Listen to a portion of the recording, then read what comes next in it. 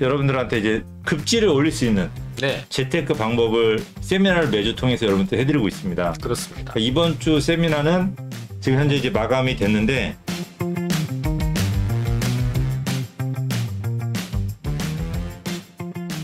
라는 거고.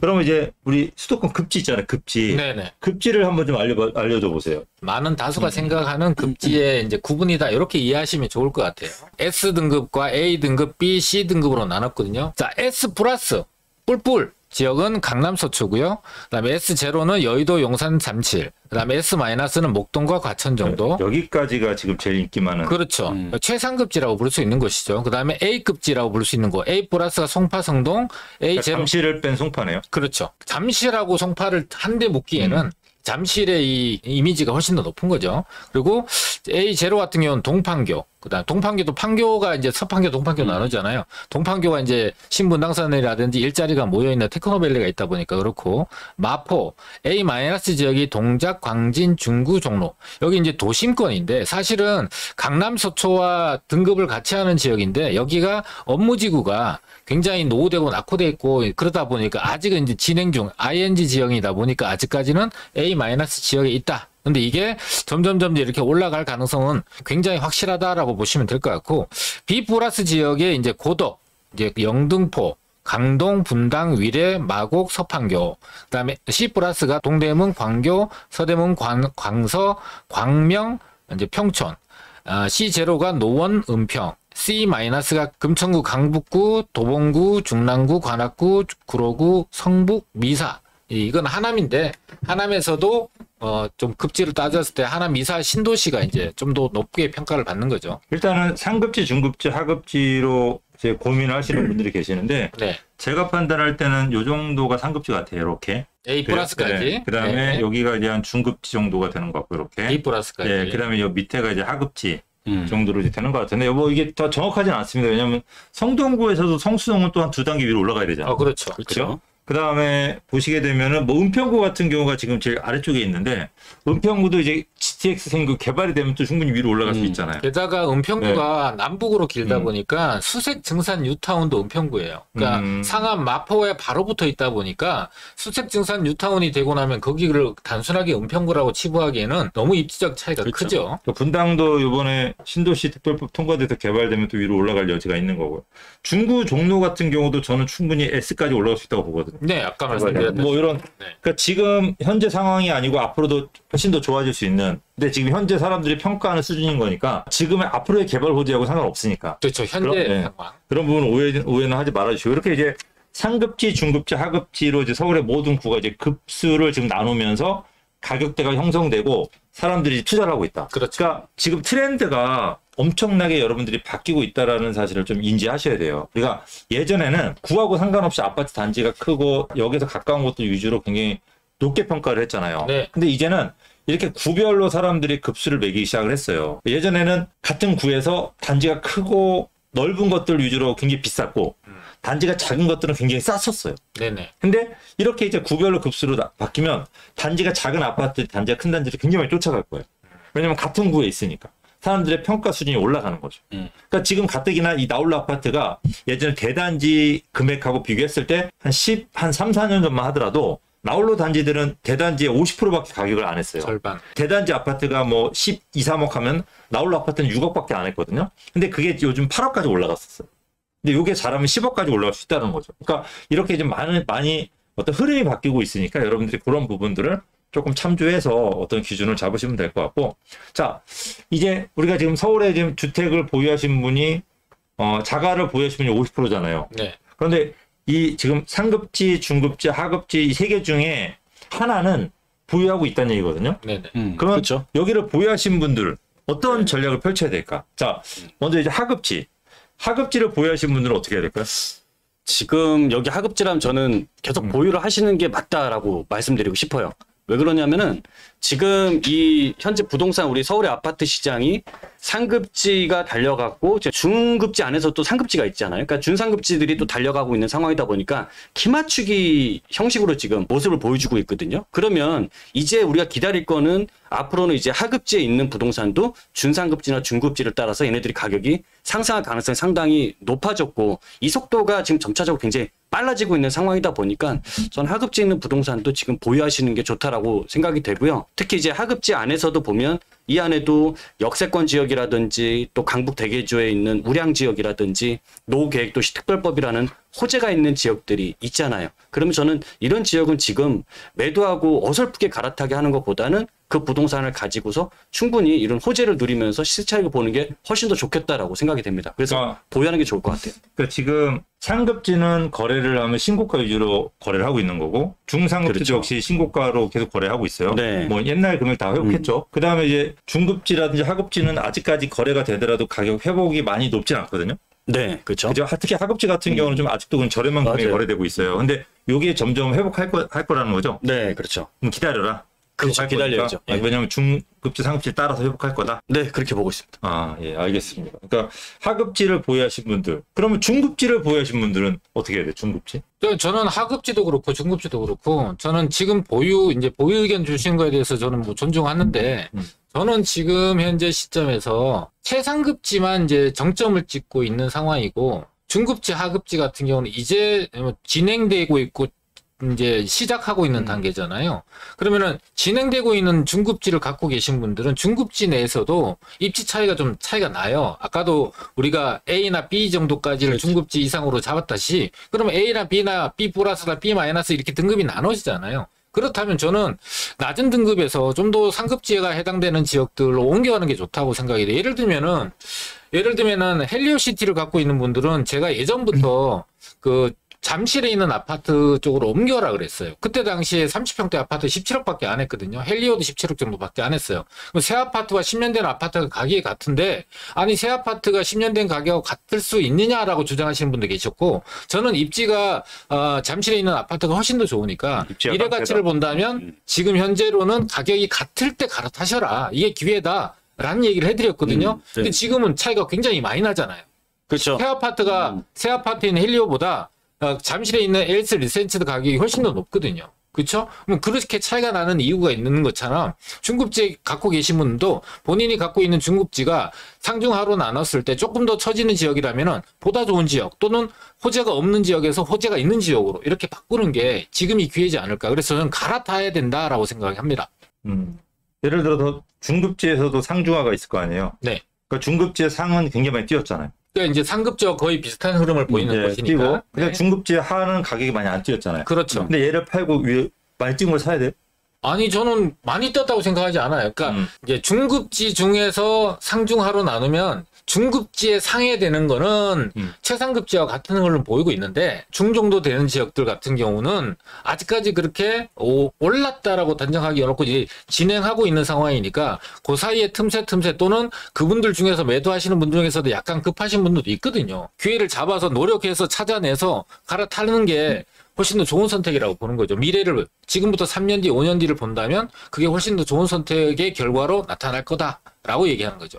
상급지를 보유하신 분은 어떻게 될까요? 중급지하고 상급지하고 이제 연결이 되는 건데 송파도 상급지라고 분류가 되고 예를 들면은 양천구 목동 신시가지 아파트들도 상급지로 분류가 되잖아요.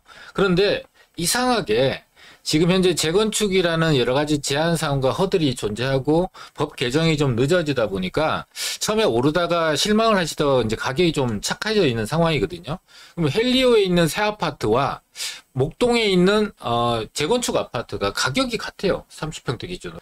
자, 헌아파트와 새 아파트가 가격이 같다는 얘기는 제가 아까 얘기했던 잠실에 있는 아파트와 헬리오가 가격이 같을 때가 있었다라는 그거 기회라 그랬잖아요. 제 개인적인 생각입니다. 대치동의 학원가와 목동의 학원가가 어느 정도는 급을 좀 같이 하고 있다라고 생각이 되고 지금 노후 아파트가 새 아파트와 가격이 같다는 얘기는 이 노후 아파트가 새 아파트가 됐을 때는 새 아파트와 새 아파트로 기준을 잡았을 때는 목동이 헬리오보다는 높은 가격이 형성될 수밖에 없다. 그러면은 지금 가격이 같을 때가 기회가 아닌가. 그래서 이런 식의 갈아타기는 좀 적극적으로 해봐야 되는 시기다라고 생각이 됩니다. 그러니까 그러니까 일단은 위치가 깡패다. 그렇죠.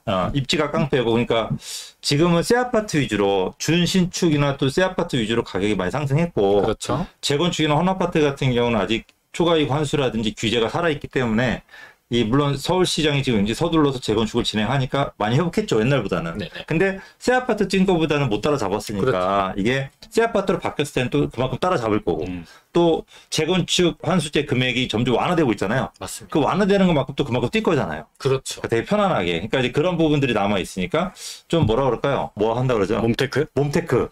몸테크를 하더라도 좀 헌아파트 쪽으로 한번 움직여서 좀 더 네. 먼 미래를 내다보고 움직일 필요 있다라고 말씀드리는 거죠. 근데 뭐 이제 돈 수입 많으신 분은 상관없지만 그렇죠. 네, 노후를 재테크로 해야 되는 분들 같은 경우는 좀 몸테크를 하더라도 이제 그렇게 하는 게 조금 더 그러니까 풍성한 노후를 준비할 수 있다. 투자를 해서 수익을 내기 위해서는 어느 정도 내가 여러 가지 종류지만 대가를 지불해야 돼요.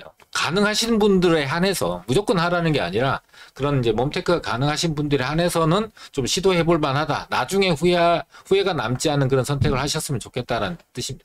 우리 이장군님께서 급지를 저렇게 나눠야 하나라고 말씀을 하셨는데 이게 그 자본주의 사회 우리나라만의 특성을 인정을 하셔야지 재테크가 성립이 돼요. 그러니까 미국 같은 경우는 국민의 70% 80%가 주식을 하잖아요. 그러니까 자기 자산을 주식에 넣어놔요. 근데 우리나라 같은 경우는 7, 80%가 이 부동산에 넣어놓습니다. 그러니까 이제 그런 약간 민족성을 가지고 있고 거기서 이제 아파트가 하나의 재테크 대상이 된 거는 되게 구분하기가 편해서 그래요. 거래가 되게 편해서. 우리가 어떤 아파트를 가더라도 24평, 34평, 33평, 44평 이 가격대가 평수에다 매기져 있어요. 그렇죠. 그러니까 가서 그리고 층수에 따라 가격이 딱 바로 그 층수에 따라 급지가 매겨져 있잖아요. 급층이 매겨져 있어요. 그러니까 맞아요. 가격이 너무나 편한 거야.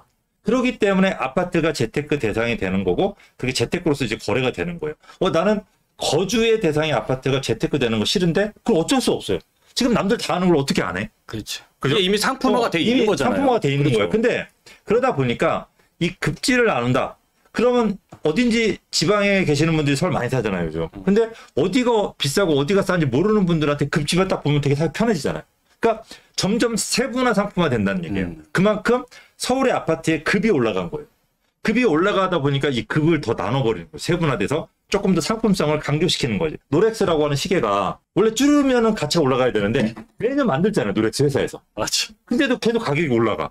왜냐? 만들 때마다 금액이 올라가니까. 샤넬도 마찬가지죠. 그러니까 기존 샤넬 100만 원짜리가 올라가는 거죠. 500으로.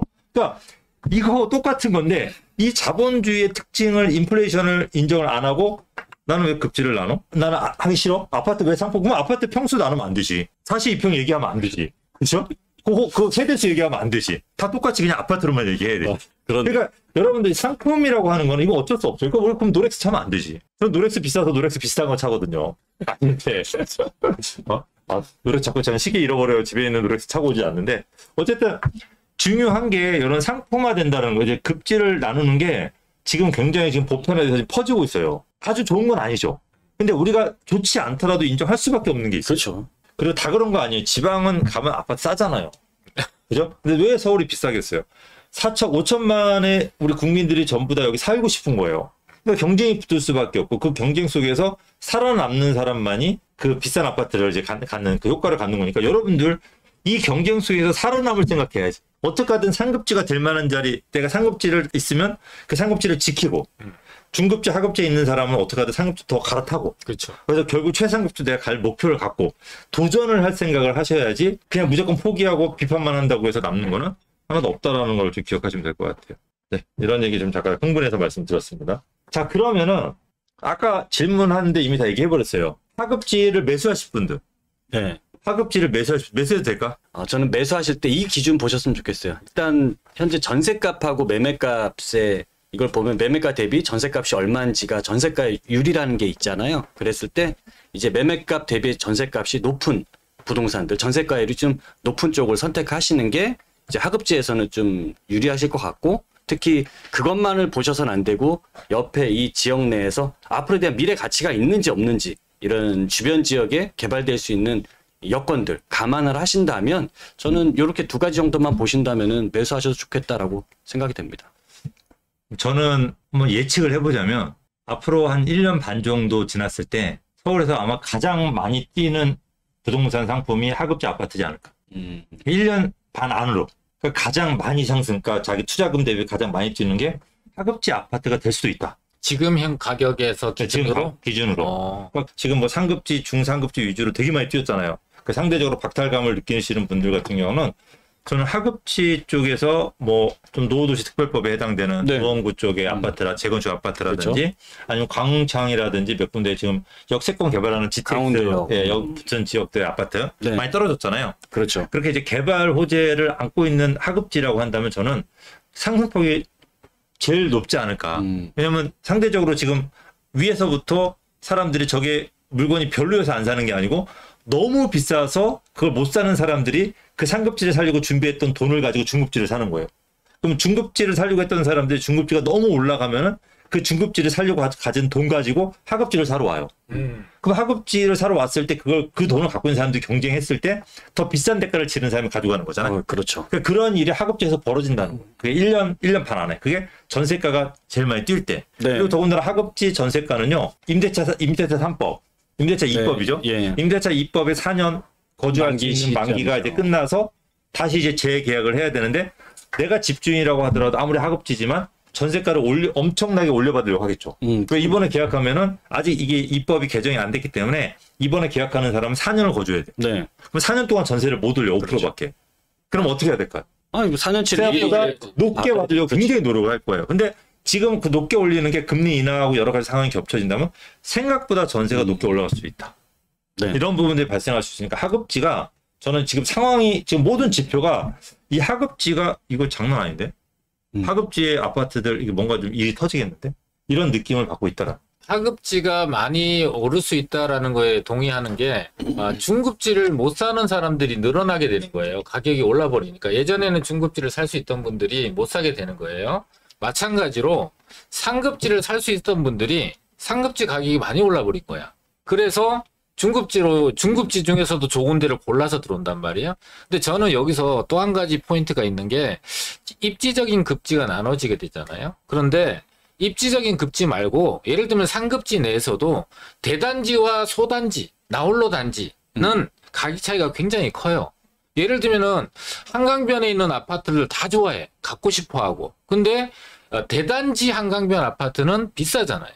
그런데 이 한강이라는 거를 조망할 수 있는 프리미엄은 이 중심에 가까울수록 그 프리미엄 자체가 외곽은 3억, 2억인데 가운데는 중심은 5억, 10억이란 말이에요. 그 내려다볼 수 있는 그 조망권 하나의 가치가.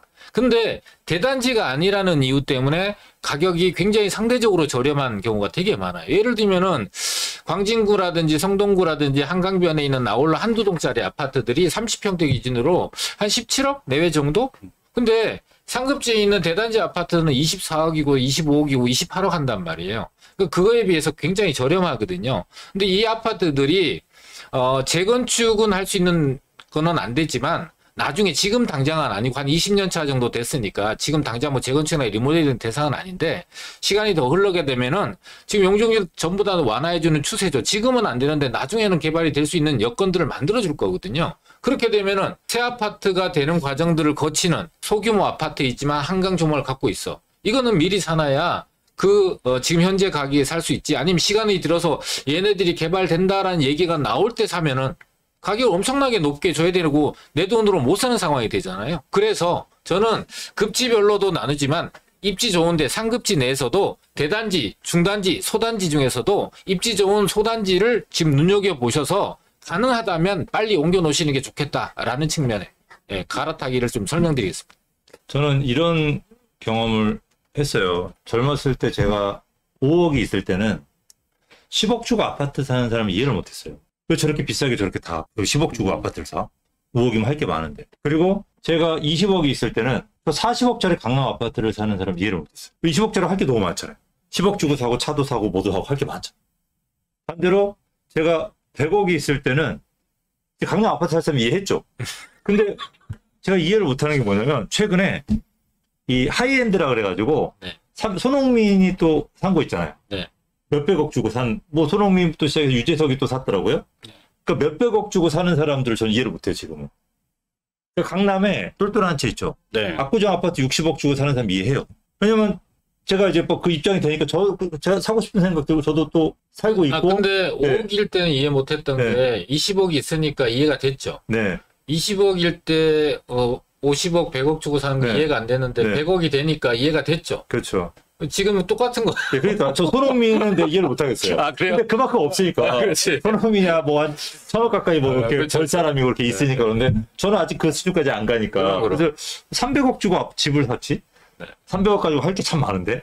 뭐 이런 고민을 하는 거죠. 그러니까 제가 뭐 드리고 싶은 말씀 뭐냐면 강남이라고 똘똘한 채를 지금 우리 입장에서 이해 못하는 사람도 계실 거란 말이에요. 근데 그건 그 사람 입장이 안 돼봤기 때문에 그래요. 그 사람은 그거 한 채 사서 거기서 깔끔하게 딱 살고 그 사람들 한 달 보유세 세금이 1,000만 원이 넘게 나가요. 뭐 종부세 내고 뭐 관리비 내고 뭐 세금 내면은. 근데 이자 내고 다 대출 없이 하는 사람은 없으니까. 근데 1,000만 원, 2,000만 원 월세가 600, 700인데 월세 사는 거 훨씬 싸잖아요. 근데도 그렇게 내고 산다라고 하는 뭔가 거기서 생기는 뭔가 있거든요. 우리가 뭔가 주는 게. 그러니까 강남 최상급지는 우리가 걱정할 게 없는 거예요. 그들의 리그니까. 그죠? 그들의 리그고. 그래서 최상급지는 제가 봤을 때는 금리가 인하되는 시점에 한 바퀴 더 돌 것 같아요. 왜냐하면 금리가 떨어지면 최상급지 대출량은 엄청나잖아요. 그렇죠. 그러니까 이게 금리에 되게 민감하거든요. 특히 이분들 같은 경우는 일반 대출이 안 되니까 사업자 대출을 되게 많이 받아요. 네. 그 사업자 대출은 금리가 조금 더 높거든요. 일반 대출. 많이 나오는 대신. 네. 그래서 많이 나오진 않고 대출이 안 나오는 게 대출이 나오는 거죠. 사업자 왜냐하면 일반 그 대출 규제가 있기 때문에 네. 고가의 아파트 대출이 잘 안 나오거든요.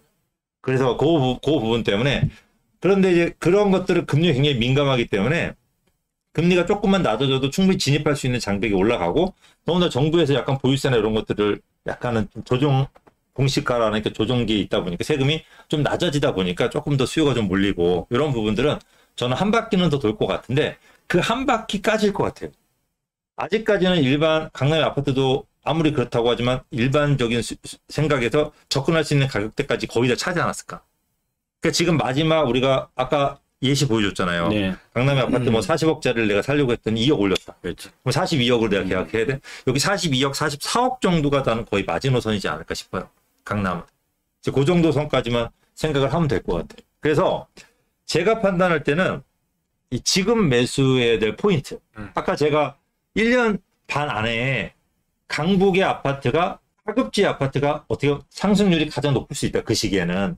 라고 말씀을 지금부터 생각할 때는 그렇게 말씀을 드렸다시피 지금 우리가 상급지, 중급지, 하급지를 나누었을 때 가장 많이 오를 지역 또는 지금 가장 빨리 매수해야 될 그 포인트를 잡자면 이 상급지 중에서도 저는 이 하에 해당되는 지역은 지금 매수해도 굉장히 좋게 좋다고 생각해요. 그러니까 상급지라고 한다면 지금 좀 전에 보여드렸다시피 신고가를 갱신하는 아파트만 있는 건 아니에요. 그렇죠. 아까 그렇지. 한강변에 나올 아파트 네네. 말씀하셨다시피 상급지에서도 덜 오르는 아파트 분명히 있거든요. 있죠. 좀 많이 좀 저렴한 아파트들이 있어요. 근데 얘네들이 쫓아가요. 그러니까 상급지가 완전 꼬꾸라지지 않으면 얘네들이 쫓아갈 거기 때문에 상급지 이 하에 해당되는 이 아파트가 지금 굉장히 급한 매수 타임이라고 생각하시면 될 것 같아요. 얘가 제일 먼저 좀 회복할 거다. 특히 금리가 낮아지면. 이 부분. 왜냐면 금리가 낮아지면 굉장히 많은 사람들이 접근할 수 있는 물건이 되는 거예요. 그렇죠. 지금 접근이 조금 힘들지만 왜냐면 금리가 낮아지면 DSR도 늘어나거든요. 그런 부분 잘 좀 기억을 해 보시면 될 것 같고 중급지 중에서도 우리가 많이 올랐다고 하는 건 중급지 상해에 해당되는 것들이에요. 그러니까 중급지의 중하에 해당되는 것들은 아직까지 굉장히 싸요. 그러니까 얘네들 같은 경우는 굉장히 접근 보기 좋다. 근데 얘네도 비싸다고 하신 분들이 계세요. 그죠? 아무래도 그런 분들 같은 경우는 하급지에서도 그러니까 하급지에서 저는 중하를 매수하는 건 권하지 않아요. 그러니까 도봉구에 나올 아파트는 권하지 않아요. 그거는 하급지 중에서도 좀 너무 처지잖아요. 하급지. 그렇게 생각하시죠? 네. 그래서 하급지 중에서도 상해에 해당되는 호재가 있는 아까 우리 이꾼대님 말씀하셨다시피 뭐 저 광흥창이라든지 또 무슨 광운대. 광흥창은 마포야, 마포. 광운대역이라든지 위에 또 창동역이라든지 네네네. 노원역이라든지 예. 그렇게 이제 호재가 있는 지역들 주변에 하급지들 또 은평구 쪽에 네, 뭐 그렇죠. GTX 주변이라든지 그렇죠. 뭐 녹번역이라든지 네네. 거기는 이제 중급지죠. 네. 그다음에 뭐 이렇게 그 해당되는 것들 같은 경우는 저는 앞으로 굉장히 좋다고 봐요. 충분히 중급지로 들어올 수 있는 지역이기 때문에 그런 상에 해당되는 지역. 그래서 지금 많이 오를 포인트는 이렇게 해서 요 상급지의 하, 중급지의 중하, 하급지의 상 요 해당되는 요 자리를 포인트로 좀 잡고서 좀 접근을 하시는 게 좋지 않을까라고 생각하면 될 것 같습니다. 이렇게 보니까 되게 이해하기가 쉽게 돼 있는데요. 네. 그래서 이 포인트를 여러분들이 잘 좀 기억하시면 될 것 같아요. 우리 여기 보시는 방송 보시는 분들 중에서 빌라 투자자분도 많고 저희가 빌라 투자시켜드린 분도 많고 네네. 저희도 많이 투자시켜드리고 있고 근데 자 빌라는 하급지 다음에 빌라가 오를 거다. 하급지 아파트가 오르면 빌라가 오를 거라고 생각을 하시는데 이거 맞아요. 하급지가 오르면은 빌라도 바로 올라요. 그러니까 하급지가 올라서 빌라가 오르는 경우도 분명히 있어요. 근데 이거보다 더 중요한 게 뭐냐면 지금 현재 빌라들을 가지고 뭘 하죠? 재개발을 하죠. 재개발해서 아파트를 짓잖아요. 네. 그러면 자 용산에 A란 빌라가 10억이야. 재개발을 할 거야. 근데 추가 부담금이 뭐 한 6, 7억 돼. 근데 주변의 아파트 시세가 22억이야. 그러니까 내가 총 16억 정도 보태서 오랜 시간 기다려서 22억짜리 아파트를 받으니까 그게 빌라가 10억에 머무르는 거죠. 그렇죠. 그런데 22억짜리 아파트가 중급지가 중상으로 뛰면서 30억 아파트가 돼. 그러면 아파트가 8억으로 뛰었어. 그러면 추가 부담금은 6억 그대로예요. 그죠? 왜냐면 추가 부담금은 이제 여기서 많이 늘진 않거든요. 인플레이션이 엄청 발생했으니까. 그러면 내가 8억을 더 벌 수 있는데 10억짜리 빌라가 가만히 있냐 이거예요. 18억까지 올라갔지. 10억짜리가 뭐 16억, 17억 투자 금액이 있으니까 네. 16억, 17억까지 올라가는 거예요. 자, 내가 하급지에 개발하려고 하는 빌라가 6억이에요. 그래서 추가 부담금 내가 5억을 내야 돼. 내 돈 11억 들어가잖아요. 네. 근데 그 옆에 아파트가 14억이야. 아, 그러면 내가 11억 내서 기다렸다가 14억짜리 아파트 하나 받는구나. 그럼 무난한 투자잖아요. 노멀한 투자. 근데 14억짜리 아파트가 중급지로 되면서 18억을 뛰었어. 4억이 뛰었어. 그럼 6억짜리 빌라가 가만히 있냐고요. 가만히 못 있죠. 가만히 안 있어요. 6억짜리 빌라가 8억이나 9억으로 뛰는 거죠. 그렇죠. 그러니까 그렇죠. 자, 이런 부분들이 8억이나 9억으로 이제 빌라 재개발되는 빌라가 서울의 집값이 회복해서 빌라가 뛰었어. 그러면 개발이 지금은 안 되지만 개발이 될 수도 있는 개발이 됐을 때 그 가치가 좋은 거기에 있는 빌라는 가만히 있냐고. 거기에 있는 빌라는 4억이야. 근데 개발이 됐을 때 이미 6억짜리가 8억 9억으로 뛰었어. 그러면 이 4억짜리 가만히 안 있어요.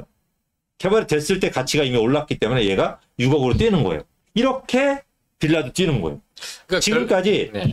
서울이 20년 동안 이 과정을 거쳐서 빌라가 뛰었어요. 근데 지금 빌라를 재개발하는 게 굉장히 광범위하게 하잖아요. 그러니까 예전에는 소규모로 그렇게 됨으로써도 빌라가 전체가 뛰었어요. 근데 지금은 재개발을 굉장히 대규모로 하고 많이 하잖아요. 그럼 빌라가 어떻게 되겠어요?